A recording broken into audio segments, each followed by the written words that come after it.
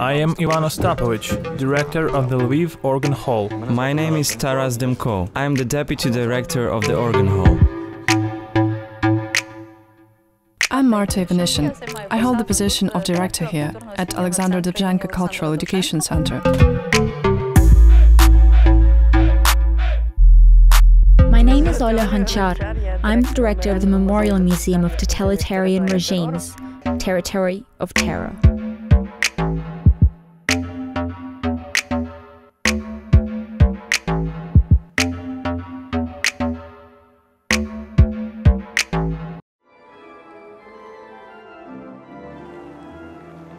Officially, the Lviv House of Organ and Chamber Music was set up in 1988, when I was born, so I am actually the same age as the Organ Hall. We can build a team, we can use some sort of community building with our male and female listeners, and I think that is really important. This place has enormous potential. This is one of the most unknown places in Lviv. It's one of the biggest concert halls. We don't really let anyone else up here because this is where the organ is. It's easily damaged. When we first started working here, there was a lot of trash. There was trash on the stage, there were these decorative flowers, which they considered beautiful. There was a lot of these flowers on the stage. Flowers like this. We've had a few complaints that this is disrespectful to Taras Shevchenko. A lot of people want Shevchenko back on the organ. I've worked here since November. This is my 4th month. We had to do the paperwork as well as the repair work and approving the repertoire. We do all this together with the team. We work on everything, let's say. Okay, in April then. We'll do it in April. Good, thank you. We need to sort the bills out. You hear? I'll do it now. I don't really want to climb up there. You don't want to? No. Well, let's go. You've already brought me here, so let's climb. There is no light here. There is no light? So shall we climb up here or not? Do you want to? Yes, I'll try. I don't want to go up there. Okay, let's go. I get so afraid every time I climb up here. There is 5,000 pipes there. 5,000? Big ones like that one, small ones, wooden ones, different types of metal ones.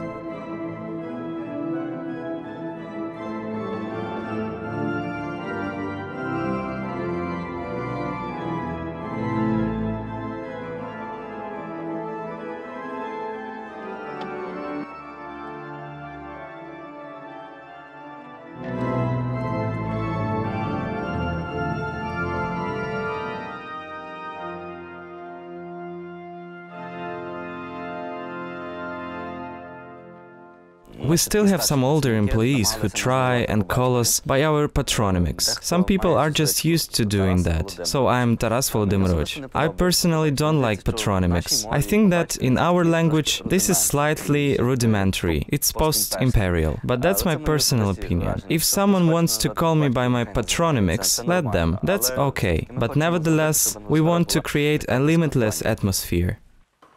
Our toilets are really interesting. There was once a baptistry here, when it was a Catholic church. They christened children here. Now it's a toilet. That's a real shame.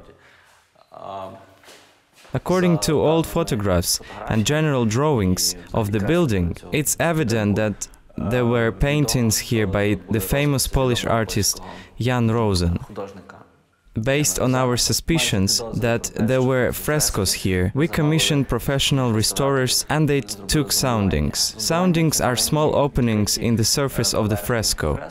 You can see the face of a saint, and here you can see various inscriptions. The plan is to restore the frescoes and move the toilets from here. This process is actually already started, and we have a specific budget for it. It's difficult to acknowledge, but living in our country is a choice. I choose to live in our country and change it. I feel that I'm needed here, and that what I do not only for myself, but for others. And for the time being, this is enough of a stimulus and motivation for me. As long as I have a stockpile of ideas, as long as I have an idea of what this place lacks, I see that it doesn't have. It means I have a responsibility. In life, I've always done what I've wanted to do, what I want to do. Our story started with demolishing the toilets. We demolished absolutely everything and made new repairs. Mr. Mikhailo, look, this soap thing is already broken. Our goal is to carry out this reform in the cultural sector. I don't know how to do that, but I also don't understand why it can't be done. There is no problem that can't be solved. We just need to simply believe in that, and every day take on and carry out this really difficult work. We won't refuse the previous tenant stuff. However, conceptually, we already have other visions for what should be done in this hall. Actually, we will be working on these things. Like, what's in this hall? Instead of popcorn, chocolate and nuts, we would be better off using this space for people to come, read maybe, and do other things.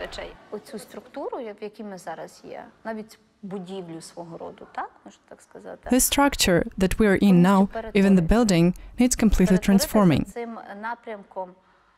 It needs transforming in the direction of culture, cinema, conferences, creativity. We need to create this creative spot for cultural industry, big creative things, creative development.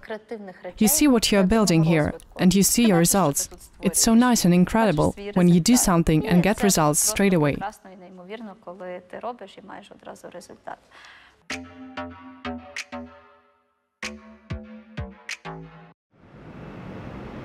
I didn't recognize you. Do you recognize me yet? You're the manager?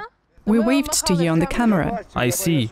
I looked for the keys straight away. We need to open the museum. Yes, definitely. And the toilets need to be opened. We are at the Memorial Museum of Totalitarian Regimes, Territory of Terror. The museum complex tells the history of transit prison number 25. We're not open today. Oh, you're closed. And what do you have here? At the moment we have an exhibition on Amina Akuyeva, and we host different projects and events. And what's that wagon? We have a freight wagon. The museum tells the story of the transit prison, so Ukraliznica gave us this wagon as a symbol. I thought it was Putin who gave you this nice wagon. No, Putin has not given us anything. Okay, thank you. Let's try. You're welcome. The theme of terror does not limit us in any way and allows us to work on projects relating to completely differing aspects of human life. Here, part of an exhibition is being planned. You will be able to go into the wagon and listen, have a look at the memoirs that we have gathered from people who were repressed. But not yet. We're still working on it. From the barrack for this exhibition, we want to open the museum to everyone at the end of this year. In the first barrack, we tell the story of how someone lost their home. So our visitors enter this building and find themselves in a cozy Lviv flat. Here, for example, they can listen to music from the time, look at everything, touch with their hands. In this part of the exhibition, we then find ourselves in the flat after a raid has taken place. Here is the boundary. It shows that here we have a parquet floor and here it's wood. There will be a certain number of prisoners here, a prison.